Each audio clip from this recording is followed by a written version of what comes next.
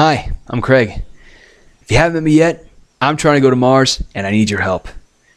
I'm new to making videos, so please bear with me as I develop my style and I get more confident in front of the camera. Today I want to talk about infrastructure. The basis of every civilization is what it can produce and provide to its people. Thankfully, Mars has an ample reserve of useful elements. Iron and silicon to be specific. Now, I bring this up in addition to a main concern of getting from Earth to Mars. Now, in order to do that, there's a brief window every 2 years where the trip is 6 months. Now, going from Earth to Mars would give you about 15% of a lethal dose of radiation. So that's about 15 rems. Now, we want to mitigate as much radiation as possible. Now, the link between this and infrastructure is a possible solution, which I humbly submit, a cylindrical neodymium electromagnet. Any excess power that you have can be funneled into the magnet, which can then provide a protective bubble around your ship, thus hopefully blocking some radiation. I believe that's effective. I'll have to verify again and double check to make sure I'm not putting out false information.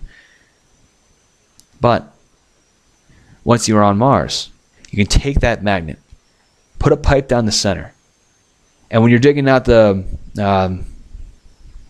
soil needed for the habitat module, which would be great. I love the Dragon capsule. It's great technology, but it's going to get pretty cramped and pretty stuffy after a very short amount of time. But once you have that dust and soil, you can run it through the pipe, take out strip down all the iron, and then just bang it on a rock hard one time, and you have metal. No need for digging, no need for doing anything else. There should be a trace amount, just enough so you can have enough to laser etch into a basic reactor chamber. You can start making small things just with lasers. So yes, you have to bring diodes.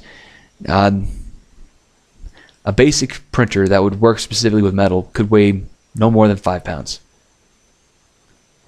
And then from there, with those chambers built or printed, you can make more and more and more components. More materials are accessible to you. You have a greater complexity and a greater capability. Silicon would take carbon dioxide, which is plentiful on Mars. There's a lot of carbon in the atmosphere, so you also have the possibility of using graphene. And the great thing about building an infrastructure on Mars is that we don't have to start all the way back in Rome with the invention of the steam engine, and then we don't have to wait several hundred years later to really exploit it with the Industrial Revolution that kickstarted in Europe. Pardon me, Britain specifically. We get to use all the knowledge of Earth. 2,000 years of it. I can't wait to see what happens, whether I'm on Earth or on Mars. It's going to be a great sight. Now again, my first video, please be gentle. Leave any constructive criticism in the comments. If there's not constructive criticism, well, it's the internet and I am a noob. So thank you very much for watching.